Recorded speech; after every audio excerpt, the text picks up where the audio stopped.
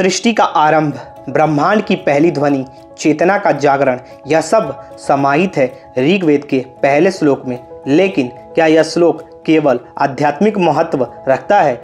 क्या इसमें विज्ञान भी छिपा है? आइए इसे गहराई से समझते हैं।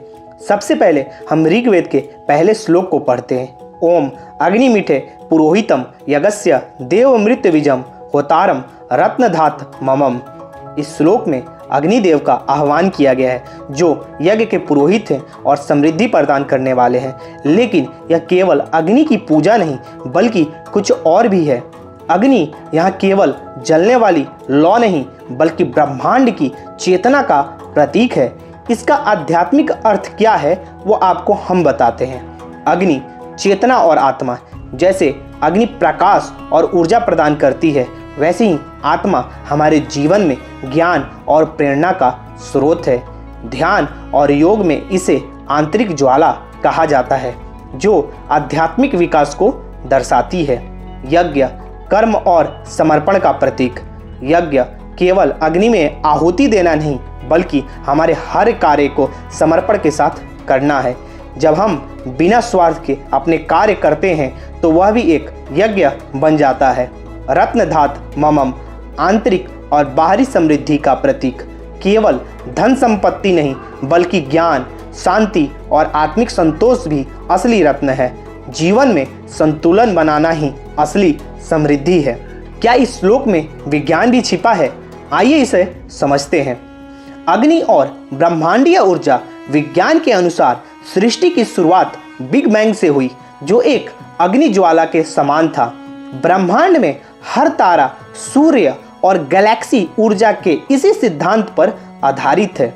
यज्ञ और थर्मोडायनेमिक्स।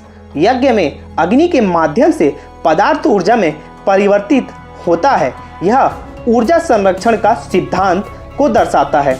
न्यूटन का तीसरा नियम कहता है, हर क्रिया की समान और विपरीत प्रतिक्रिया होती है। यही नियम कर्म और यज्ञ में भी लागू होता है। जो हम देते हैं, वही हमें लौट कर मिलता है। मानव शरीर और अग्नि तत्व। आयुर्वेद में शरीर को पंच तत्वों से बना बताया गया है, जिसमें अग्नि तत्व पाचन और ऊर्जा का स्रोत है। वैज्ञानिक रूप से हमारा मेटाबॉलिज्म भी एक अग्नि है, जो भोजन को ऊर्जा में बदलता है। आज के जीवन में इस श्लोक का क्या महत्व है, वो भी आपको हम बताते हैं। आंतरिक अग्नि को जागृत करें। अपने जीवन में ज्ञान, ऊर्जा और प्रेरणा को बनाए रखें। आलस्य और नकारात्मकता को त्यागें। कर्म को यज्ञ बनाएं। जो भी कार्य करें, उसे श्रद्धा और समर्पण से करें। स्वार्थ रहित सेवा और परोपकार को प्राथमिकता दें। विज्ञान और अध्यात्म का संतुलन। प्राचीन ज्ञान और आधुनिक विज्ञान को साथ लेकर चलें।